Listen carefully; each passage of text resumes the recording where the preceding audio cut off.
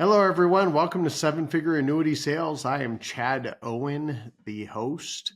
Caleb is my sidekick, partner in crime, although we haven't committed anything yet. We've got to figure that one out. Maybe a nice little misdemeanor like tipping a cow or something. We'll start with your cows. Let's do your cows first. Oh, they're so sweet. You could probably walk over to them and just push them over. Well, hey, then there you go. Actually, We got them Texas, tamed down pretty good. You don't mess around with cows in Texas. No. You can still be hung for that, I think. Well, you used to say there's three things not to mess with: your truck, your phone, and your computer. Yeah. I think. Weren't those the three things? Yeah. Well, and my wife. Well, of course, but that is a definite death row sentence. That's funny. But anyway, so we're doing a little different. One of the things we like to do is teach, obviously, but one of the things I found as well is most of the interaction we get back with people is the positive response when I talk about things I had to deal with in the week, because literally that's one of our major advantages. Actually, I believe we're the only FMO where the CEO actually still runs appointments every single week that has a training platform. There's people out there that say they do. There's people out there that do, but part of it is not the intensity that I do it at. And you can prove in the numbers. I mean, there's some people out there do 5 million a year, or 7 million a year, or even 15 million a year. And it's a big difference than 30 to 35 million a year in written premium. And it's the difference between a full-time job and a part-time job. It is. I mean, when I think about it, I would say if I just did annuities, I could probably work 35 to 40 hours a week. Yeah. Without a problem. Actually, maybe even less because sometimes I only have appointments on Tuesday and Wednesday, and I'm like, okay, well, I'm done. Yep. Nothing else to do. But when we're going to cover, I'm going to start writing down things I run into throughout the week, and I already sent this to Caleb, but I found an interesting one. I'll start off with a kind of a little joke. Is how to identify my liberal clients. And it's actually, I think it's true. They want a 3-year MIGA. That's what they do. I'm getting every person I've gotten so far that wanted a 3-year MIGA has been a liberal. And so I'm like, So now when I look at my lead and I say, once a 3-year fixed annuity, I'm like, liberal. So, and obviously, I'm running appointments. I don't care who I'm running an appointment with. I have fun with them. I want to help them. I want to do my due diligence. I want to make sure I'm doing what's best for them. But it's a weird trend I'm seeing lately. So, it's interesting because that's basically the remainder of the presidential term. So they're probably thinking, oh, somebody else get in there, and then they go back into the market or what? Yep. That's I don't know. I mean, Vance is probably going to take over this monarchy. We'll see. If they're smart, they buy themselves a long-term MIGA and lock these interest rates in, project that over the next 5, 7, 10 years. Yeah, I'll tell you, that's what I'm trying to tell people right now. The interest rates we have right now are some of the highest I've ever seen in my entire career. Yep. The payout percentage are some of the highest I've ever seen in my career. So when I look at that, I'm going, why wouldn't you want to lock in right now at the highest rates ever? Totally. And I'm just, it boggles me. And that ties into the next thing I ran into is people committing to move the amount of money they said they're going to do. Mm-hmm. So I have clients that have, they said they're going to move 500,000, they end up moving 200,000. Someone who says they're going to move $1 million, trying to decide what they're going to do. Someone who says they're going to move 300,000, end up moving 250,000. And they say, well, I've lost money in the market. And I go, okay, that's true. Right now, if the market's the same place it was approximately a year ago. But if you zoom out 5 or 10 years, you've made so much money in the market if you've been in the market. So why not protect what you have right now? The micro analysis is a it's a problem. When you look at it It on a is a day-to-day problem. basis, I'm down today, I'm up tomorrow. It's like, it's a I wild don't, way to yeah, think. and I don't get it too, because when you think about it, you look at the big picture, and we've heard the saying many, many times. It's a loss if you sell it, but you don't capture the gain unless you sell it. Hmm. So if you look at how much you made 5-10 years from ago, over the past 5 to 10 years, you would have made a ton of money. It's that whole concept. I want to squeeze every last bit I can out of my money, and it always bites you in the butt. I mean, that's just what happens. If you think about 2007 to 2009, there were so many people that kind of got back into the market. So they got out maybe 2007, they got back in 2008. 2008 was actually the bigger drop. But the other thing I look at is if you got out in 2007, you would start back when the market started to recover in 2009 in an indexed annuity. If you followed the market all the way down, like the S&P, and you went 2007, you lost the 52+%, you wouldn't be back till 2003, 2013, 2014. Yep.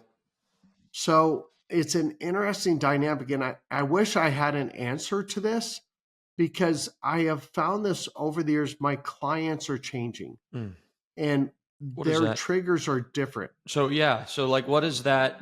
What are you seeing? Like, you seeing people that are like, what? I guess, what is the bit less conservative in nature? What's the? I would say they believe there's more opportunity for gain, because literally in the past 10 years has been nothing but a huge run, with the exception of a couple of years. Yeah. And instead of my clients going, okay, let's take back 10 years ago, that puts us at 2015. That's it. 10 years before that, they already experienced a huge drop. So it was fresh in their mind. As a matter of fact, in 2015, a lot of them were just getting back to where they were. So they still had that kind of, okay, I remember that drop. But there's this false perception that they're going to win in Vegas all the time. They're going to constantly win. And then we've also seen, unfortunately, we saw 2022 where there was about a 34% drop, and then almost an immediate recovery. We saw 2020 where there was a 32% drop, almost an immediate recovery. And it's because of the market manipulation. And so they've got this perception, oh, it'll bounce back. There will be a time, and I personally believe this is going to be one of them, where the market is going to drop a good 40, 50%. Yeah. I just think that's going to happen. I mean, it's already got hit pretty hard. Go ahead. No, I just said it might. It might. Yeah. And you know, it's interesting too, right? Because, you know, one of the things we always talk about is don't sell on fear. So even when market's fallen and it recovers a little bit, whatever, it's being volatile, it's being funny. Yeah. Even in the midst of that, we're still not trying to sell people on the concept of fear, and we're still not trying to position annuities as an alternative to equities. It's a matter of what is this money supposed to do for you, and can it accomplish that in the market, regardless of market conditions at all? If you need that money to be guaranteed retirement income, it's not going to do that in the market. It's not going to be guaranteed anyways. So it all goes back to purpose. It does. And people still, once again, the perception changing. I think the other thing too, I find with clients today is, you know, you go back 10, 15 years ago, clients understood pensions. They understood, okay, this is what a pension is. This is what a pension does. And nowadays, since pensions aren't really a thing anymore, unless you're in the government, and that might be changing too. We'll see. You know, I mean, those 5-year-olds getting pensions, I don't know how good that are. The 150-year-olds getting pensions, I don't know if this is a good program. But the point to that is, you know, they don't understand the concept of what if the market doesn't average an 8% return. You know, I mean, I hear financial people saying now, well, you can pull out 7% per year and it should last you the rest of your life. That's based off of the last 10 years, maybe. Yeah. You know, well, Dave Ramsey suggests 8. Oh my God. He says, because it's averaged 10, where's the other 2 going? And it's a zero concept of sequence of returns in the slightest. Absolutely. He doesn't understand sequence of returns. You just triggered me. Sorry. I'm now triggered. Go ahead. No, But, well, I mean, at the end of the day, it really is everything. The market being down simply causes people to start moving a little bit. It simply causes people to start thinking, oh, what are some other options, you know? Yeah. But the truth to your point, Chad, is when clients talk about, oh, well, I can't do anything right now because I'm taking a loss. It's like, well, first of all, no, you're not. From where you started, look at where you're at. Number two, if you plan to try and capitalize on your gains at the top of the market, you won't because you don't know where that is. And when you're there, you don't think it's going to come down. You think it's going to keep going up. So you stay. So the idea of I'm going to get out at the top, or I'm going to wait for it to recover, when you're still blind about the future, it doesn't work. And then when that opportunity is there, you don't do it. Because think about how many top of the market moments have we had over the last 10 years that you didn't do anything with it. So this idea that you're going to do it at the next one is a facade. It's not real. Well, and that's why I tell people, if we could time the top and time the bottom, we'd all be billionaires. Oh yeah. I mean, I have stocks that I've bought in the past that I thought for sure were going to be gold. I still have not done well in the stock market because I changed things when I should have stayed in Google. I should have stayed in Microsoft. I should have stayed in Apple. But I didn't know. And so I'm sitting there going, okay, I'm going to capture those and capture the gains. And then it continues to go way higher. And so I've literally learned the best place for me to put my money in. I own 3 annuities. Why do I do that? Because I want to make sure that if I die, my wife's taken care of. Now, I have multiple businesses. I have multiple streams of income coming in. But when I look at it, my number one thing is if everything goes bad, we have annuities. And that's what I tell my clients. And I never trust a skinny chef. I mean, it just, how can you trust someone that believes so much in annuities, but they themselves don't own annuities? Yeah. Interesting concept. So it is. And I will say this has been an interesting thing for me in the IMO world. I've worked with a bunch of new agents over the past, really this year. And I've had a bunch of brand new annuity agents that are selling their first policy, their first annuity, and they're selling it to themselves. And so we've got dozens and dozens of agents that are writing business on themselves before they've ever even written a piece of business on anybody else. It's kind of an interesting thing, but it's really cool to see them putting basically their money where their mouth is, and then be able to go into those conversations with clients and have somebody ask you, oh, so you're talking about how great this is. Do you own any? Yeah, I do. Yeah, I do. As a matter of fact, I do. The other thing I'd look at too is, it's such a self-booster or confidence booster when you start to see your annuities doing what they're supposed to be doing. And you can sit there no matter what the market, I don't have to worry about any of my annuities. I know they're going to gain, they're not going to lose. They're going to gain, they're not going to lose. And, it's important to understand. Plus, it's 3 different companies too. So it also shows I'm not loyal to one company. Whoever's the best at the time, that's who I'm going to use. The only one I was not able to get, I wish I could have gotten an Equitrust Market 7 with the 25% bonus, the 7% roll-up rate, but I couldn't because being 51 years old, I'm not activating income in 10 years. It's just, it didn't quite work for me, but some of these indexed annuities are really powerful as well. You'd be better off putting some into that Power Select now with an 8.5% roll-up rate. Yeah, I think what would be good right now is I continue to pour money into my businesses. Well, that works too. Because I already have the annuities set and running. Like those are my set things that I know no matter what, it's going to happen. Well, and they just set it and forget it. Yeah, it's insurance. What do people buy insurance for? To cover themselves against the unknowns. Yep. What do we not know? How long are we going to live, or what's the stock market going to do? You buy homeowners insurance, not because you think the house is going to burn down, but because you don't know that it won't, right? You buy, health insurance is one thing, but think about it. You buy health insurance, even if Yeah. you don't have to, not because you think you're going to end up in the hospital with all kinds of medical bills, but you don't Yeah. know that you Mhm. won't. So you buy Yep. insurance to cover you against the unknowns in the For sure. event that the unknowns become reality. Reality. Yeah. And another interesting situation I had this last week is I was trying to help this guy with $1.5 million, and he had $770,000 in an annuity, and he basically has 3 annuities, and I couldn't replace them because the surrender charge is too high. And I started to dig into it, and I'm like, God, the annuities they have you in aren't great. They're good, but they're not great. Yeah. Like, they've done pretty decent. But what I found out is the annuity was bought off an annuity that should have never been replaced. So they basically had an American equity annuity that had a cash value of 350 some thousand, a surrender value of 320,000, an income value of 580,000. And the agent talked the person into surrendering it and buying an Athene annuity. Well, it was Now, in the surrender period still?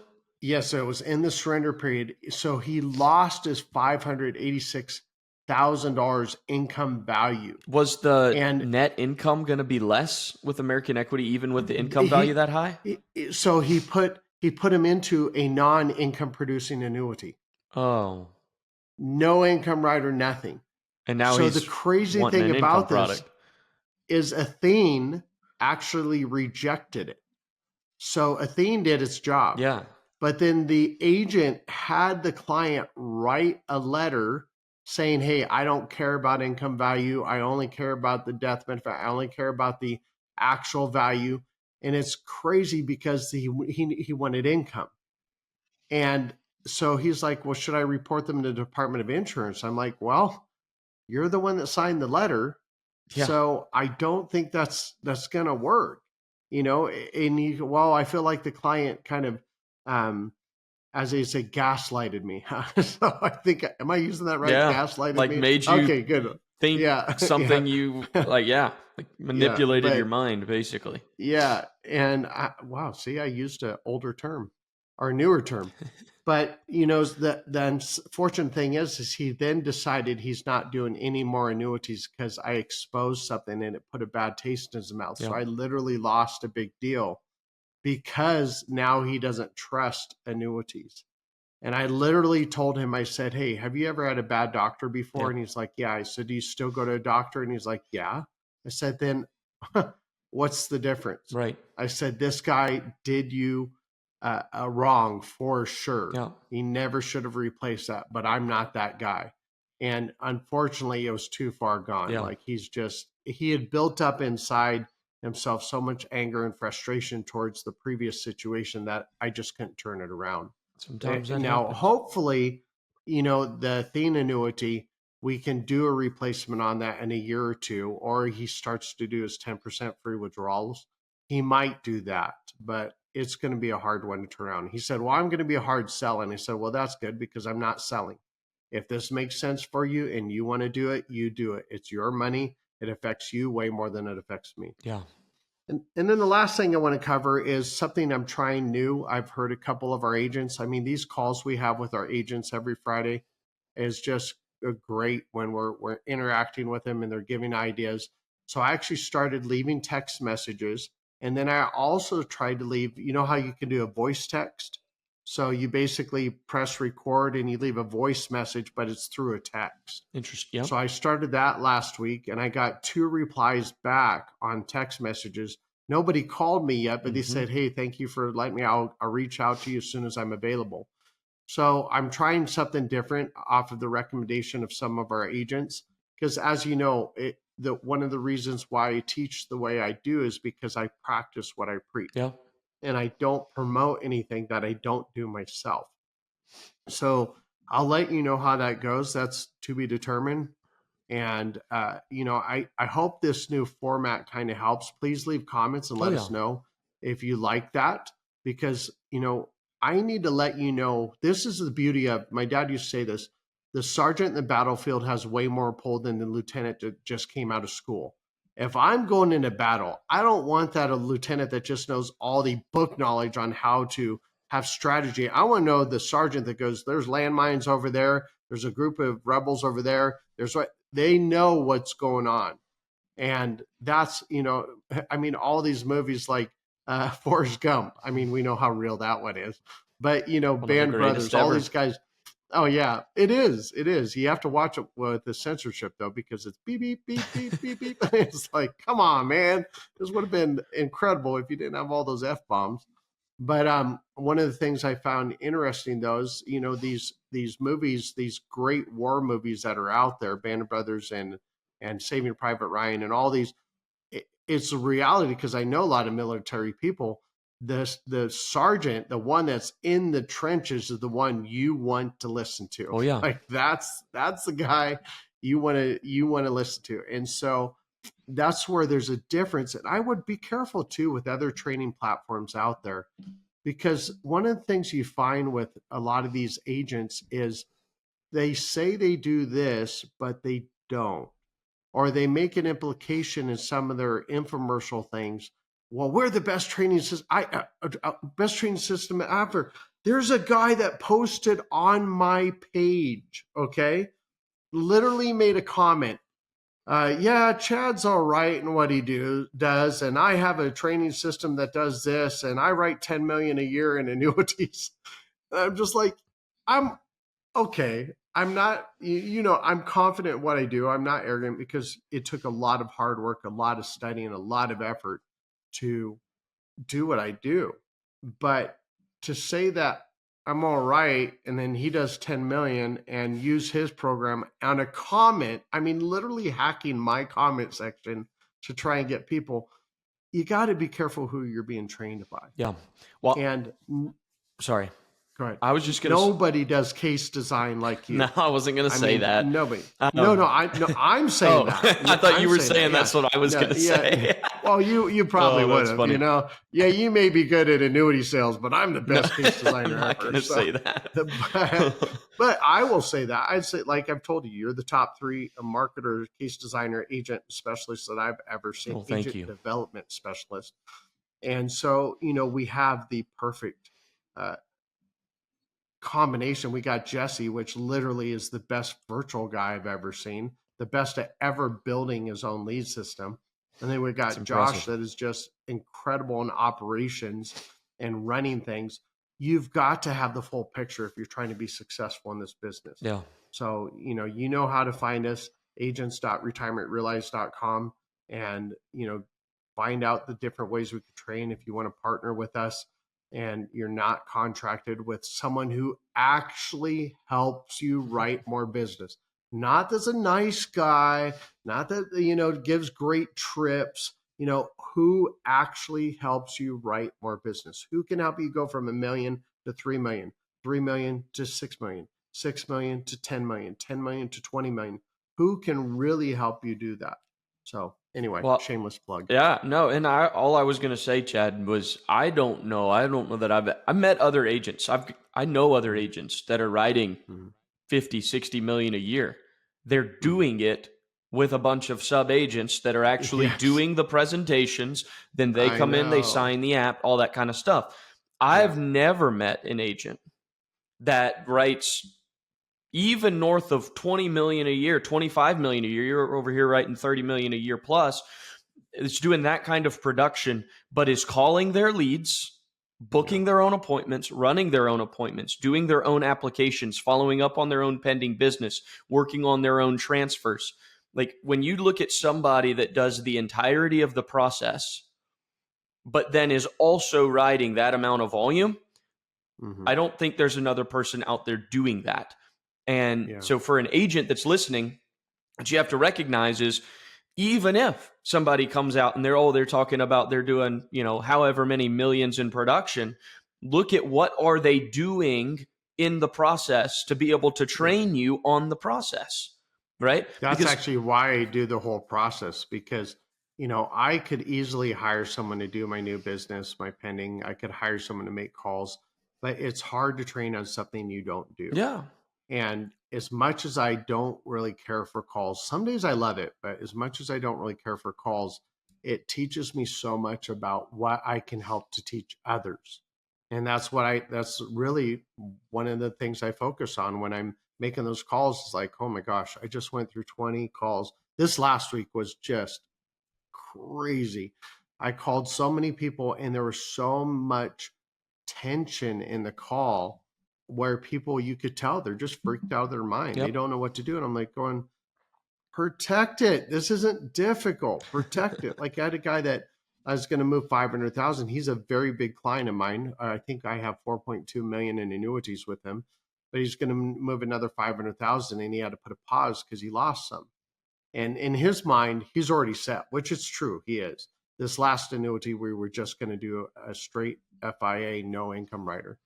But, he's like, this is my play money. If it doesn't do real well, I've got all those other annuities. And I couldn't argue with him because that's why we did those annuities. Right. But his play money has grown from 125,000 to 500,000. I'm like going, you really don't want to lose that. And he still has plenty of money on top of that he uses for, emergency funds. But, it's funny though, because when I talked to him, I said, so how's your back doing? I haven't talked to this guy in probably 2-3 years. How's your back doing? He's like, oh, well, it's still the same. And I said, how about your dog? How's your German Shepherd doing? And, it just pops in my head. Leilani, of course, is sitting there when I say stuff like this. She goes, how do you remember that? You forgot trash yesterday. I mean, how do you remember someone's name? God, that's funny. It just pops in. It's like, don't say you can't remember. I say, babe, my CPU is full. Yeah, my hard drive is there. Yep. It's like you can't find the salad dressing in the fridge, but you've got a mule deer buck 400 yards away on the side of a hill. It's like, oh, you see that? Yeah. Well, we know you're not shooting that far. So. Oh yeah. Yeah. I will say you're one of the better shooters I've ever seen. I had my especially with the pistol. Oh well, thank you. Yeah. Oh yeah. Okay, cool. Well, let's wrap it up. Yeah, once again, this was good episode. We'll wrap it up. We get it after this. We get to go help our agents. Yeah, we're gonna hop on a weekly mentorship call. Yeah, we do. Okay, well, have a great day, and of course, as always, happy selling.